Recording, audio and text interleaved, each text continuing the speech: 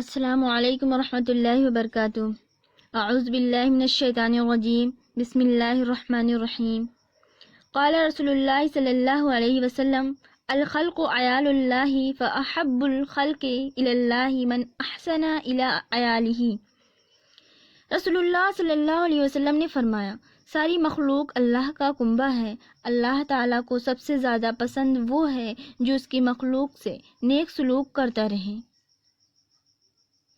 گناہ اشک ندامت سے دھل ہی جاتے ہیں، گناہ اشک ندامت سے دھل ہی جاتے ہیں، غرور زہد سے ہر وقت ڈرتی رہتی ہوں۔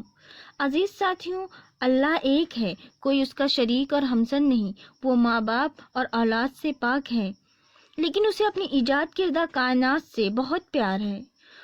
وہ ہر مخلوق کی پرورش اور حفاظت کرتا ہے، اسے رزق دیتا ہے اور اس کی ضروریات کو پورا کرنے کے لیے اپنے خزانوں سے بے شمار نعمتیں عطا کرتا ہے۔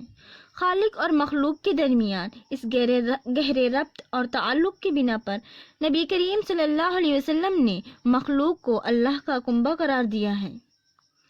خلق خدا سے نیک سلوک کرنے کے معنی یہ ہیں کہ اس پر رحم کیا جائے، اس سے ہمدردی کی جائے، اس کی خدمت کی جائے، اس پر ظلم نہ کیا جائے، اسے اونچ نیچ اور ذات پات میں نہ گھسیٹا جائے، بلکہ سب کو برابری کا حقوق دیا جائے۔ اس کی دو صورتیں ہیں، اجتماعی، انفرادی۔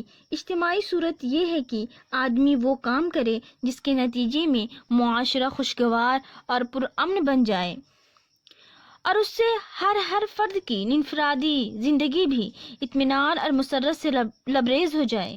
اور انفرادی صورت یہ ہے کہ آدمی اپنی استطاعت کے مطابق لوگوں کے مسائل کو حل کرنے میں دلچسپی لے، ان کی مشکلات اور پریشانیوں کو دور کرنے کی کوشش کرے، بے سہارا غریبوں کو مظالم سے بچائے اور ان کے الجھے ہوئے معاملات کو سنوارے۔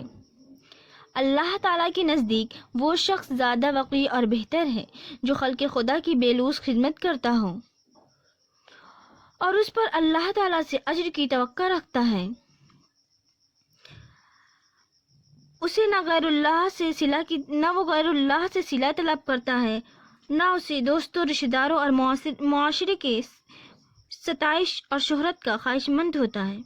وہ صرف خلق خدا کی خدمت اور بندگان رب کے کام آنے کی کوشش کرتا ہے۔ اسے جزا کی امید صرف اپنے خالق حقیقی یعنی پروردگار سے ہوتی ہے۔ رہے وہ خادمان خلق جو اپنے مفاد اور ذاتی اغراض کی خاطر لوگوں کی خدمت کرتے ہیں اور ان کے معاملات میں دلچسپی لیتے ہیں، تو ان کے لیے کوئی اجر اور ثواب نہیں ہے۔ تمنا درد دل کی ہو تو کر خدمت فقیروں کی، تمنا درد دل کی ہو تو کر خدمت فقیروں کی، نہیں ملتا یہ گوہر بادشاہوں کے خزینوں میں۔